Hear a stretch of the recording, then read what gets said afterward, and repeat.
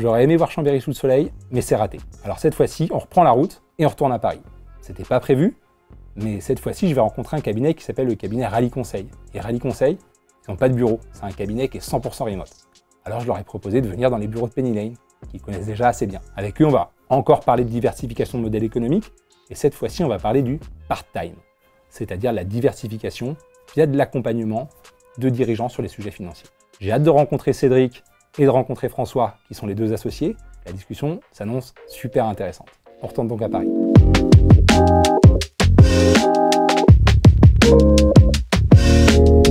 Cédric, François, merci beaucoup d'être là aujourd'hui. Merci. Épisode un peu spécial puisqu'on n'est pas dans vos bureaux, alors qu'à la base, la promesse, c'est que je vais rencontrer les cabinets dans leur lieu de travail pour un peu comprendre comment ils travaillent, comment ils s'organisent et puis surtout comment ils se diversifient.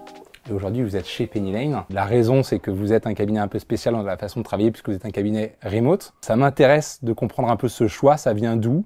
Est-ce que c'est une adaptation liée à une évolution du mode de travail? Est-ce que c'est une conviction dès le départ à la création? Je ne sais pas lequel de vous deux a envie de prendre la parole là-dessus, mais voilà, c'est quoi la stratégie derrière déjà ce choix de méthode de travail? Au départ, quand on s'est lancé avec Cédric, ça a été un choix assez logique en fait de se dire on n'a pas de bureau, on n'est que deux. Cédric, il partait vivre en dehors de Paris, moi aussi, et donc il n'y avait pas de raison vraiment logique de prendre des bureaux. Donc on s'est construit comme ça. Après, il y a un salarié qui est arrivé, qui habitait pas du tout proche de chez nous, donc on s'est dit vas-y, fais aussi du télétravail.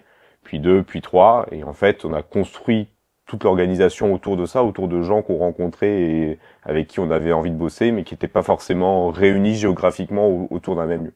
Donc c'est pour ça en fait qu'on l'a fait à la base. Après, effectivement, on trouvait aussi que c'était intéressant dans un marché qui est tendu sur l'emploi de proposer quelque chose de différent aux collaborateurs et qui puisse avoir un confort de vie qu'on peut pas avoir. Après, c'est vrai que on se disait aussi qu'il y avait des freins liés à l'intégration. Et donc là, on a mis pas mal de choses en place pour arriver à ce que les gens ils se sentent vraiment chez Rallye. Ok, bon, on parlait un peu peut-être, Cédric, donc on se connaît bien parce que tu es un client historique de Penny Lane. L'historique de votre cabinet, c'est un cabinet qui a été créé il y a combien de temps? Vous êtes combien aujourd'hui? On a été créé en juin 2021.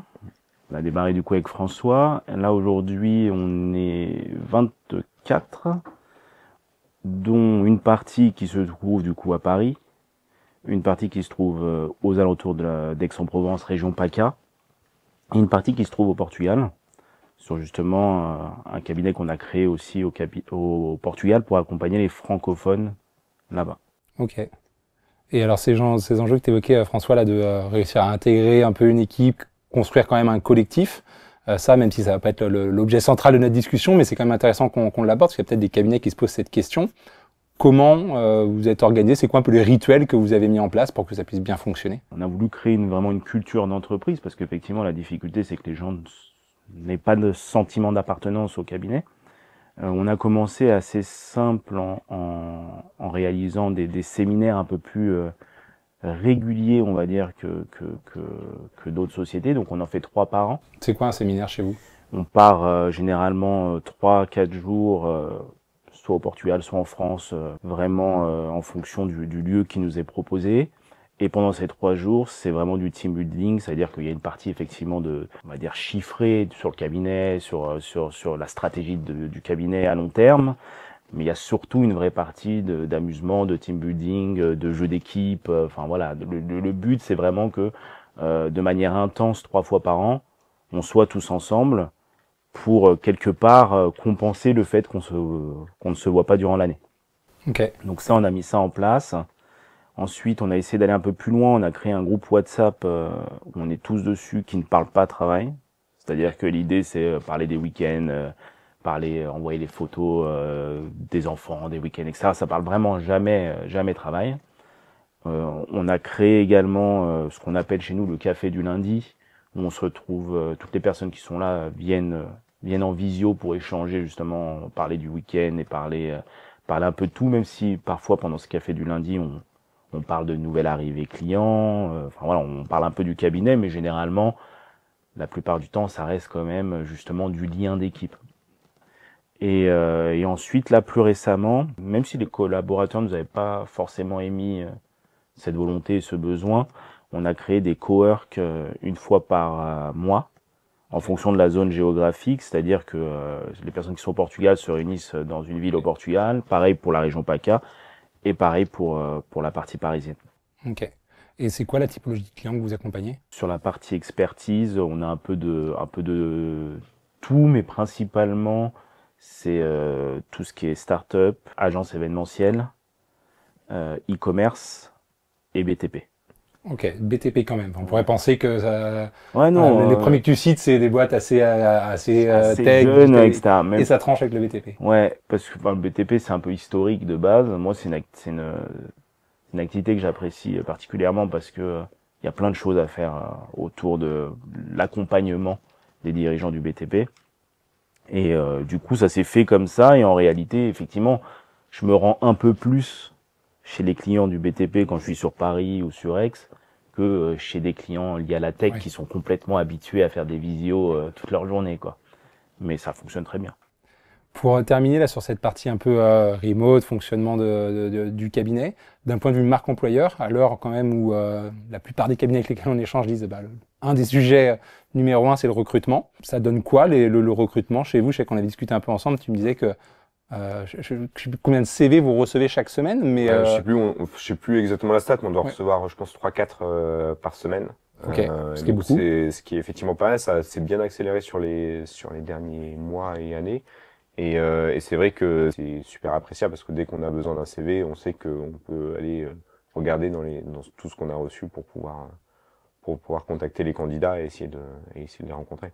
Et ça, donc le remote, c'est peut-être un des éléments qui attire, mais pas que. J'ai le sentiment aussi que vous êtes un cabinet avec une très belle présence en ligne. La marque Rally Conseil sur les réseaux sociaux pro, elle existe, elle vit. C'est quoi cette volonté qu'il y a derrière la stratégie un peu de com, de branding? Comment vous bossez ça? Ça m'intéresse un peu qu'on creuse ce sujet. Nous, au tout départ, on se disait que le marketing était hyper important pour notre métier, qu'on avait besoin de visibilité pour que nos clients ils nous connaissent. Surtout, effectivement, le fait qu'on soit pas présent physiquement à un endroit, donc on peut pas rayonner vraiment géographiquement. Donc, on avait besoin de cette présence en ligne pour le faire. Donc, dès le début, on a mis pas mal de moyens dessus. Depuis 2 ans maintenant. Ça veut dire quoi, pas mal de moyens? C'est-à-dire que c'est du budget, c'est des gens, Au départ, c'était du budget avec une agence de com, et puis après, on a recruté notre responsable marketing il y a à peu près 2 ans, qui bosse à fond sur ces sujets-là. Ok, puis on va peut-être voir que c'est peut-être justement au service de cette diversification pour expliquer un peu ce que fait le cabinet ou comment son travail vous termine. Parce que moi, il y a une stat quand même qui m'a marqué en préparant cette discussion. C'est aujourd'hui 30% de votre revenu vient de l'activité comptable, ce qui veut dire que 70% vient d'autre chose. Vous l'analysez comment ce chiffre-là? Alors avant de parler de ce qui compose les 70%, je sais pas, toi Cédric, comment tu vois la profession évoluer?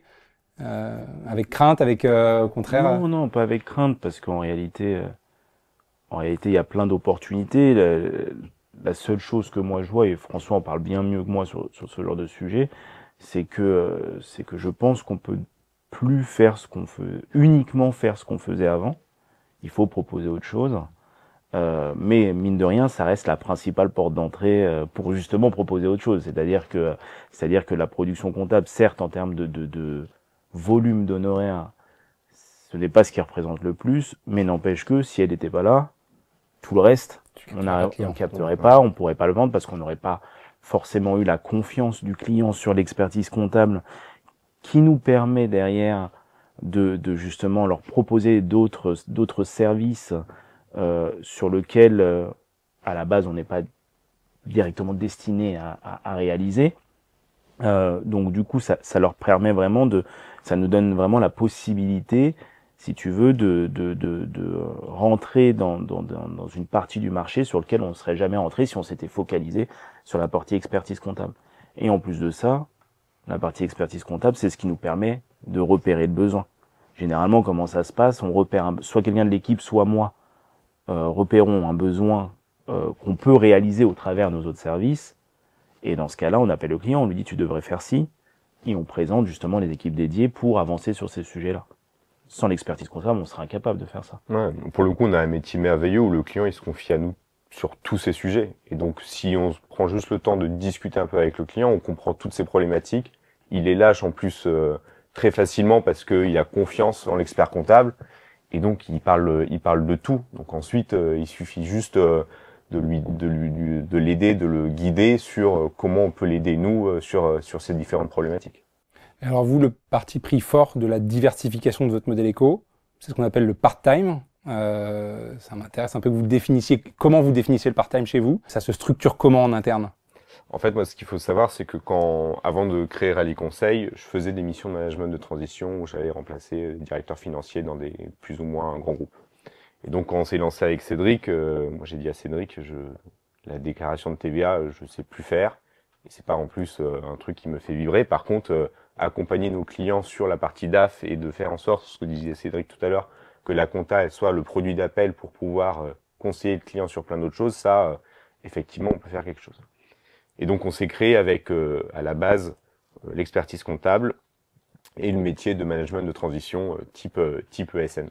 Et donc, on va dans des sociétés aller remplacer ou accompagner pour donner des supports sur la comptabilité financière, sur la compta fournisseur, sur la compta client, sur du contrôle de gestion ou sur un remplacement de DAF. Une fois qu'on s'est dit ça, on s'est dit ok, maintenant ce qui est bien, c'est qu'en fait les deux ils sont pas forcément reliés parce que quand on bosse pour un groupe du CAC 40, on fait pas d'expertise comptable dessus.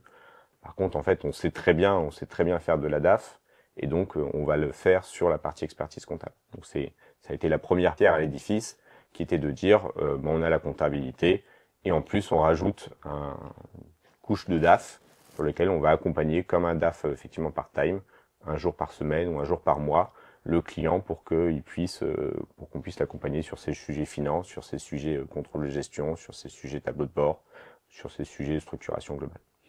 Et ensuite on a rajouté une troisième brique qui est l'office management, parce que le client, il a de temps en temps des besoins de recouvrement, des besoins pour payer ses factures fournisseurs, enfin, bref, pour se libérer de l'administratif. Et donc, du coup, c'était cette troisième couche qu'on voulait, et donc avec un service d'office management externalisé, pour lequel il peut prendre 1 heure par semaine, 1 jour par mois, en fonction de son besoin. Et ça, dans l'organisation de l'équipe, ça se passe comment? Tu dis qu'il y avait une vingtaine de collaborateurs au total. C'est quoi? C'est des gens qui ont les multicasquettes et qui changent, ou c'est scindé, justement? C'est scindé. Les personnes qui font de l'expertise comptable font de l'expertise comptable. Les personnes qui font la partie DAF part-time de nos dossiers en expertise comptable ne font que ça également. Et les office managers ne font que de l'office manager. Okay. On est vraiment séparés sur l'ensemble. Et donc en termes de ventilation du revenu lié à tout ça, tu disais 30%, donc c'est expertise comptable, 70% sur le reste. Concrètement, c'est quoi? Et ce qui m'intéresse surtout, c'est de savoir, selon vous deux, vous voyez évoluer ça comment? Est-ce que ce 30%, il est là pour stagner, il est là pour baisser? En mon sens, il est là pour baisser parce qu'en réalité, quand tu regardes justement les offres qui ont été créées, si on enlève la partie management de transition, on n'est plus à du 70-30, on doit être aujourd'hui peut-être à du 50-50. Parce qu'en fait, le management de transition prend une belle part, mais sur des missions qui ne sont pas du tout liées, comme le disait François, avec de l'expertise comptable. Donc si on fait du 50-50, aujourd'hui, on n'a pas encore déployé ni challenger un peu nos clients sur ces besoins-là. Enfin, pas tous nos clients. C'est-à-dire que je pense que le jour où on va vraiment prendre notre base clientèle, aujourd'hui on le fait sur nos nouveaux entrants et sur ceux où on ressent qu'il y a un besoin. Mais en réalité, je pense que parmi nos clients, il y a bien au moins 50% de nos clients qui seraient intéressés soit pour de l'office manager, soit pour du DAF externe, soit même pour les deux. La seule chose, c'est que pour l'instant, justement, on le testait sur les nouveaux clients parce que c'est plus facile à mettre en place, qu'il y a toute la partie onboarding et du coup, on le teste là-dessus. Sur les clients qui en ont besoin, parce qu'on a certaines tailles de sociétés qui font que à un moment donné, il y a ce besoin-là. Mais il nous reste à déployer cette partie-là sur nos clients, on va dire, historiques, sur lesquels on pense qu'il y a un besoin, mais sur lequel, pour l'instant, on n'a pas été les challenger. Donc, en vérité, si on regarde, je pense que oui, enfin, la part d'expertise comptable, à terme, par rapport à ce 50-50 lié au DAF part-time expertise comptable, aura tendance à baisser. Mais sera toujours le produit d'appel. Ouais, ok. Ça marche très clair. Et du coup, opérationnellement, le modèle économique de cette partie part-time, vous vendez quoi? Vous vendez du temps homme? Vous vendez des choses packagées? On aimerait bien arriver à vendre effectivement des choses packagées en disant on a ton reporting et c'est telle valeur, totalement décorrélée du temps qu'on le passe. Aujourd'hui, honnêtement, on le fait pas encore vraiment. On réfléchit quand même beaucoup à, tiens, je vais passer un jour par semaine sur tel client, et donc tu vas voir ton DAF un jour par semaine. Et ça rassure aussi le client de savoir qu'il a quelqu'un qui peut appeler et qui est présent chez lui un jour par semaine. Donc pour l'instant, c'est quand même au forfait, en fonction d'un temps passé et d'un temps que l'on facture. En fait. Après, ça reste quand même un peu packagé parce que on a créé des offres. On réfléchit toujours en tant homme quand on crée les offres, mais en réalité, aujourd'hui, pour le client, enfin, si je te prends par exemple notre offre coéquipier, le client sait que la partie DAF va intervenir 3-4 fois par an. Il le sait parce que c'est écrit. Par contre, c'est englobé dans les honoraires comptables. C'est-à-dire que le prix de la mensualité est englobé. Il n'y a pas une facture de DAF part-time et une facture d'expertise comptable. C'est vraiment englobé. Sur la partie Office Management, effectivement, c'est un peu plus compliqué parce qu'en réalité, là, c'est vraiment, la personne qui fait, François en parlera mieux que moi, mais la personne qui fait du recouvrement, elle va pas passer le même temps sur le recouvrement d'une entreprise A qu'une entreprise B. C'est impossible. Donc forcément, on revient un petit peu sur du TJ classique. Question de volume. Sur ce sujet part-time, vous avez commencé par quoi? Il y a eu un recrutement, une personne, et après vous avez construit autour? Ou c'est vous deux, ça s'est scindé un peu en deux et, comment ça s'est matérialisé dans le recrutement des équipes? Dès le départ, nous déjà, on s'est séparés en deux sur les deux métiers. Cédric sur l'expertise comptable et moi sur le part-time. Et ensuite, effectivement, on a fait des recrutements d'abord sur l'Office Management parce que c'est là où on avait les premiers besoins et c'est moi qui m'occupais de la partie DAF. Et ensuite, on a fait un recrutement sur la partie DAF. Merci à vous deux. Je pense qu'on a fait le tour de la question. Si je comprends bien, donc un cabinet assez atypique dans sa façon de travailler avec donc, ce remote qui est un élément quand même assez central de votre façon de collaborer ensemble, qui est au service d'une belle marque employeur qui rend le cabinet attractif. Et puis donc un parti pris sur la diversification du modèle éco par le part-time.